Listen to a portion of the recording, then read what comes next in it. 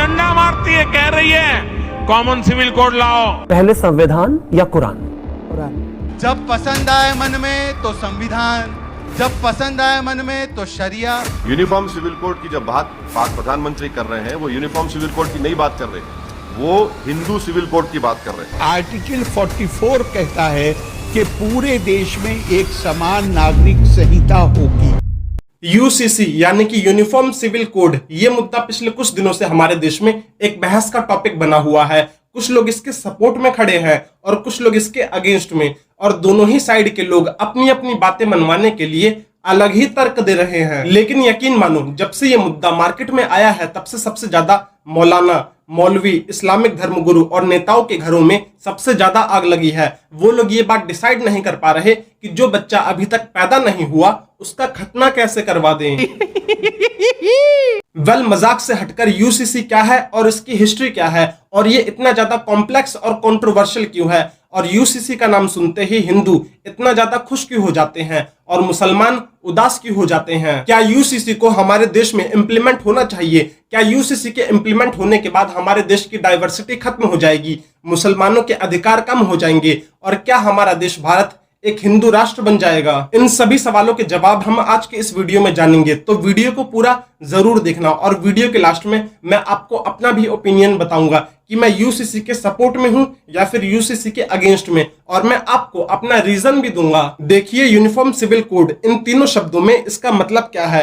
Code का मतलब होता है संहिता, यानी कि सिस्टमैटिक कलेक्शन ऑफ लॉ, चाहे वो किसी भी चीज के लिए हो। अगर क्रिमिनल के लिए लॉ है तो इंडियन पिनल कोड, अगर इलेक्शन के लिए लॉ है तो मॉडल कोड ऑफ कंडक्ट, और अगर सिविल यानी कि घरेलू मामलों के लिए लॉ है तो सिविल लॉ कहलाएगा। देखिए, सिविल लॉ के अंडर में बहुत ही सिलेक्टिव यानी कि पर्सनल चीजें आती हैं, जैसे कि marriage, divorce, separation, inheritance, guardianship और पॉलीगैमी। इन सभी मामलों के लिए जो भी सेट ऑफ लॉज होंगे उन्हें सिविल लॉ कहा जाएगा। और यूनिफॉर्म का मतलब ये है कि इस समय हमारे देश में जो अलग अलग धर्मों के लिए अलग अलग कानून है, तो इन सभी कानूनों को खत्म करके देश के सभी लोगों के लिए, चाहे वो किसी भी जाति और धर्म से आता हो, उन सभी के लिए एक समान कानून बनाया जाए। इसी को यूनिफॉर्म सिविल कोड कहते हैं। अगर मैं आपको और भी डिटेल में समझाऊं तो इस समय हमारे देश में हिंदू, बुद्धिस्ट, जैन और सिख कम्युनिटी के लोगों के लिए द हिंदू मैरिज एक्ट 1955 है, मुस्लिम्स के लिए मुस्लिम पर्सनल लॉ 1937,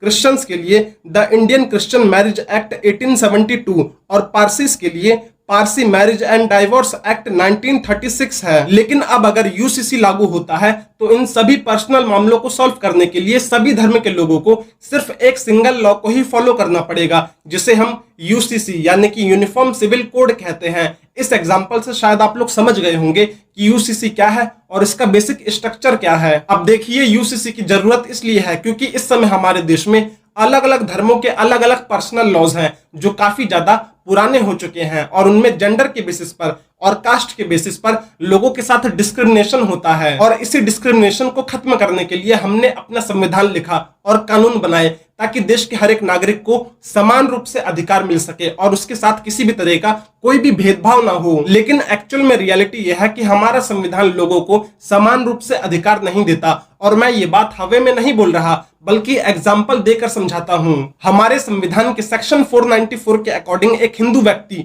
शादी में होते हुए दूसरी शादी नहीं कर सकता, और अगर वो ऐसा करता है तो ये एक कानूनन अपराध माना जाएगा और उसे सजा मिलेगी। लेकिन इसी सेक्शन 494 के अकॉर्डिंग एक मुस्लिम व्यक्ति 4 शादियां कर सकता है और ये कोई अपराध नहीं है। अब अगर आप इस चीज को कॉन्स्टिट्यूशन के नजरिए से देखोगे तो हिंदू और मुस्लिम को समान रूप से अधिकार नहीं मिले हैं बल्कि धार्मिक रूप से अधिकार मिले हैं। हमें भी 4 शादियां करने का अधिकार मिलना चाहिए, तब हम मानेंगे कि हमें बराबर का अधिकार मिला है और हमारे साथ भेदभाव नहीं हुआ है।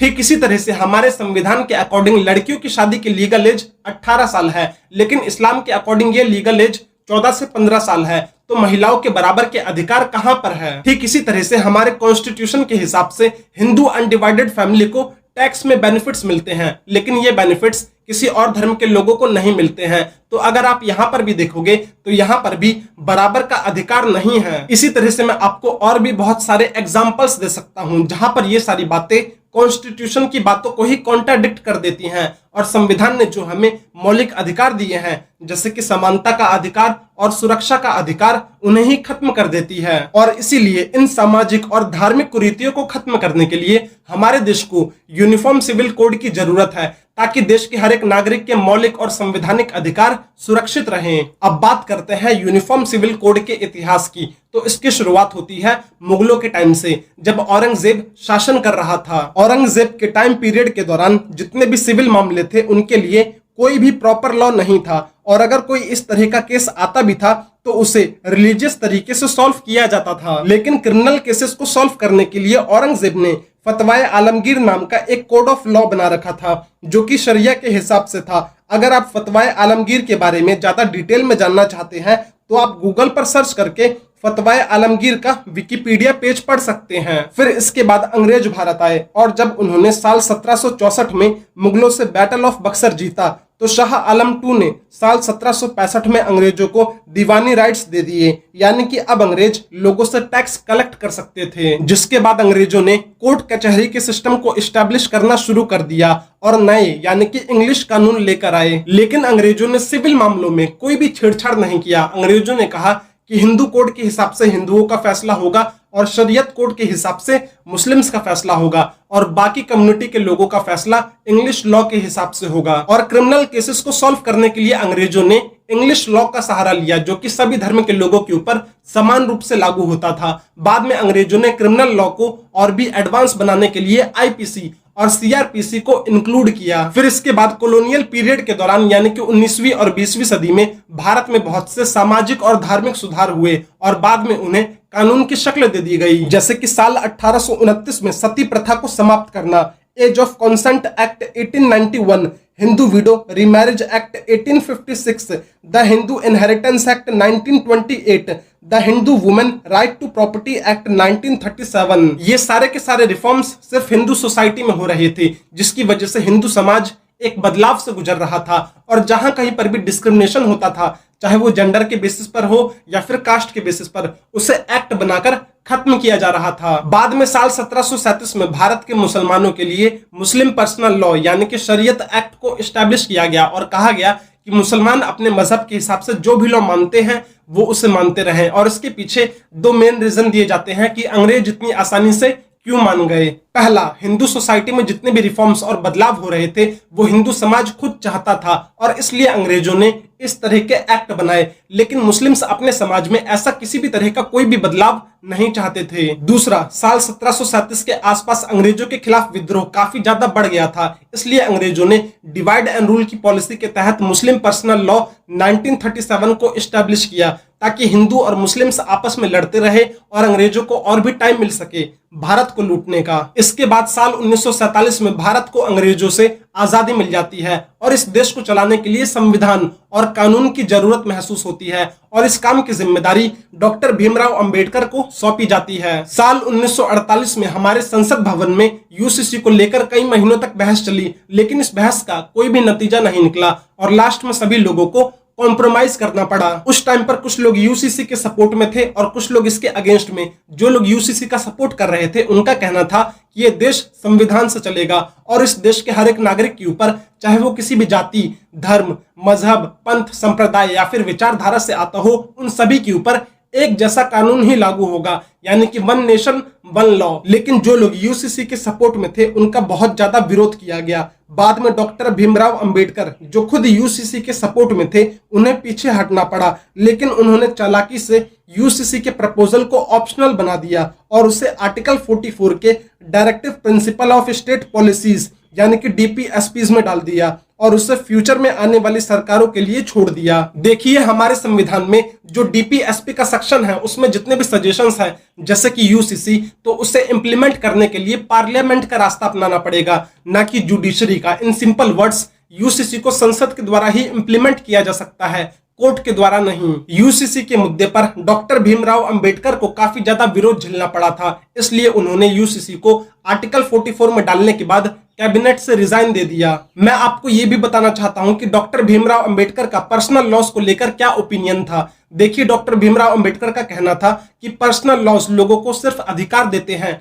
जिम्मेदारी नहीं। और अगर किसी इंसान को सिर्फ अधिकार दिए जाए, वो भी बिना किसी जिम्मेदारी के, तो वो इंसान अपने अधिकारों का मिसयूज करने लगेगा। और ये बात पूरी तरह से सच है। यही रीजन है कि मुस्लिम पर्सनल लॉ में सारे के सारे अधिकार सिर्फ पुरुषों के पास है, वो भी बिना किसी जिम्मेदारी के। इसलिए वो महिलाओं के अधिकार उनसे छीन लेते हैं और उन्हें बराबरी का अधिकार और बराबरी का दर्जा नहीं मिलता। मुस्लिम पर्सनल लॉ यानी कि शरीयत के कानून में सबसे बड़ी प्रॉब्लम यह है कि वो महिलाओं को पुरुषों के बराबर अधिकार नहीं देता, और इसी जगह पर राइट टू इक्वालिटी का जो फंडामेंटल अधिकार है वो पूरी तरह से खत्म हो जाता है। और ये प्रॉब्लम इस्लाम में पिछले 1400 सालों से चली आ रही है, और इसी डिस्क्रिमिनेशन को खत्म करने के लिए यूसीसी की जरूरत है, ताकि इस्लाम में मेल और फीमेल को बराबर के अधिकार मिल सके। इस डिस्क्रिमिनेशन को खत्म करने की शुरुआत साल 1954 में की गई थी, जब भारत सरकार स्पेशल मैरिज एक्ट लेकर आई थी। इस एक्ट के अकॉर्डिंग अगर एक मुस्लिम महिला किसी हिंदू लड़के से शादी करती है, यानी कि इंटर रिलीजन मैरिज होता है,